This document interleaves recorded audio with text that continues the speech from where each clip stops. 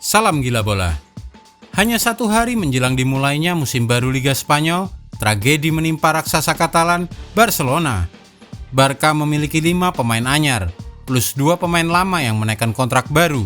Tapi Xavi Hernandez tidak bisa memainkan mereka. Setidaknya, mereka tidak bisa bermain untuk laga pertama melawan Rayo Vallecano. Entah kemudian untuk matchday kedua dan seterusnya.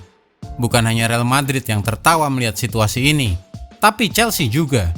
Sebelum kita melihat alasan-alasan Blaugrana tak bisa memainkan 5 pemain baru mereka, apa yang sebenarnya terjadi, dan cara Joan Laporta, sang presiden klub, untuk keluar dari situasi sulit ini, klik dulu subscribe agar kami tambah semangat.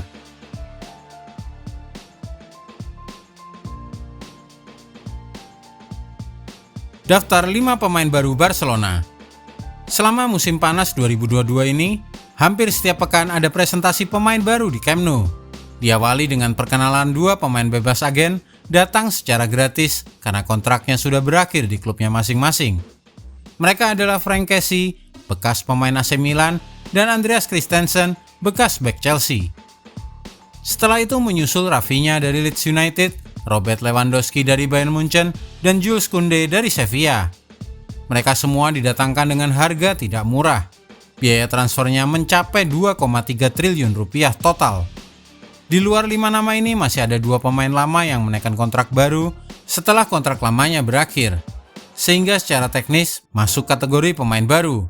Mereka adalah Ousmane Dembele dan Sergi Roberto. Menurut rumor masih akan datang 2 pemain lagi, Marcos Alonso dari Chelsea dan Bernardo Silva dari Manchester City.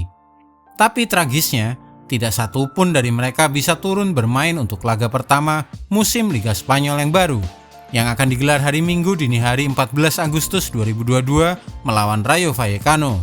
Mengapa bisa begitu? Alasan Barcelona tak bisa mainkan pemain baru. Semua ini gara-gara utang sangat besar semasa rezim presiden klub sebelumnya, Josep Maria Bartomeu. Banyak mengumbar gaji besar semasa era kepemimpinannya dan tidak sebanding dengan pendapatan klub, menyebabkan kerugian musim sebelumnya sebesar 6 triliun rupiah lebih. Sebagai akibatnya, otoritas La Liga menetapkan spending caps atau batas belanja Barca sebesar minus 2,2 triliun. Coba bandingkan itu dengan batas belanja 9,1 triliun rupiah sebelum pandemi terjadi pertengahan 2020. Inilah yang disebut sebagai financial fair play, bahwa pengeluaran klub, termasuk gaji pemain dan staf, hanya boleh lebih besar sekian persen saja daripada pendapatan. Bisa 1:2, 1:3, dan semacamnya.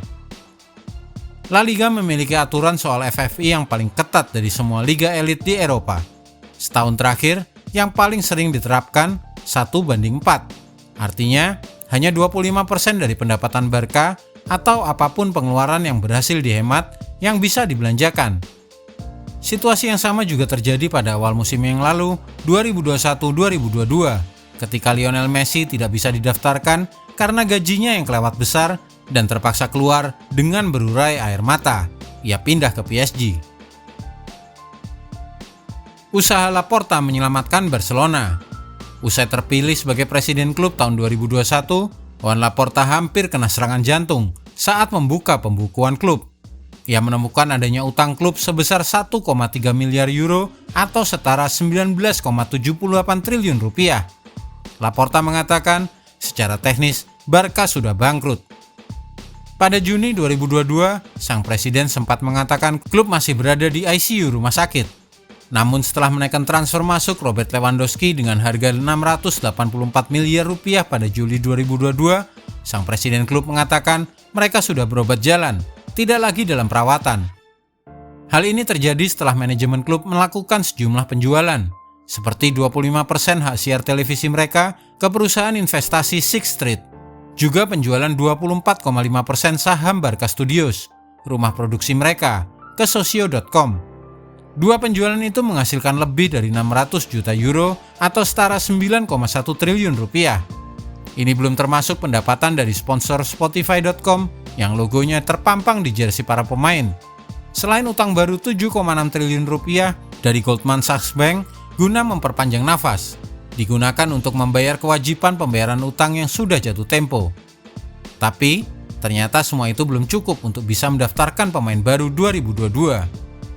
Tagihan gaji para pemain Barca menurut pengakuan Joan Laporta mencapai 7,6 triliun rupiah per tahun.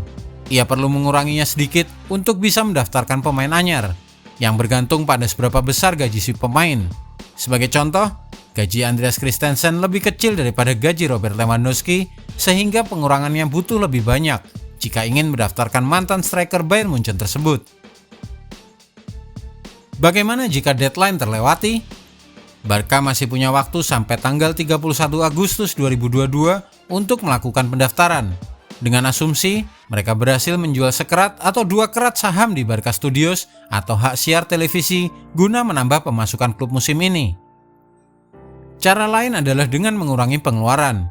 Itulah sebabnya manajemen klub mendesak-desak sejumlah pemain untuk segera pergi agar ada ruang kosong dari budget gaji yang bisa digunakan untuk mendaftarkan Robert Lewandowski, transfer terpenting dari semuanya.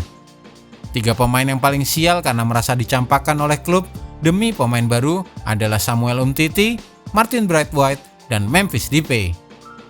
Sebenarnya jika transfer Frenkie de Jong bisa terjadi, entah ke Chelsea atau ke Manchester United, akan sangat banyak menolong pengurangan budget gaji klub. Tapi si pemain Belanda itu bersikeras bertahan. Klub juga melakukan perundingan dengan 2 pemain veteran, Sergio Busquets dan Gerard Piqué, untuk melakukan pemotongan gaji lebih besar lagi setelah 2 pemain itu rela dipotong gajinya pada tahun 2021. Apa yang terjadi jika deadline terlewati? Tidak ada pemain anyar bisa bermain membela Blaugrana selama musim baru ini. 5 pemain anyar itu tidak akan bisa membela Barca, juga Ousmane Dembele dan Sergi Roberto. Jika hal terburuk ini terjadi, maka kesempatan selanjutnya untuk mendaftarkan mereka akan terjadi pada jendela transfer musim dingin Januari 2023. Dampak untuk Piala Dunia. Para pemain yang tidak bisa didaftarkan, apakah mereka akan bahagia? Kan enak makan gaji buta. Tidak juga, karena bisa mengancam penampilan di Piala Dunia 2022 di Qatar. Rafinha misalnya, jika tidak bermain selama Agustus sampai November, bisa-bisa dicoret dari skuad timnas Brasil. Dengan begitu, banyak pemain Selecao lain yang bisa menggantikannya di lapangan tengah. Salah satu tim nasional yang memiliki kedalaman skuad menakjubkan sampai 3 lapis pemain untuk setiap posisi. Jules Koundé juga tidak akan senang jika gagal tampil bagi Prancis di Piala Dunia.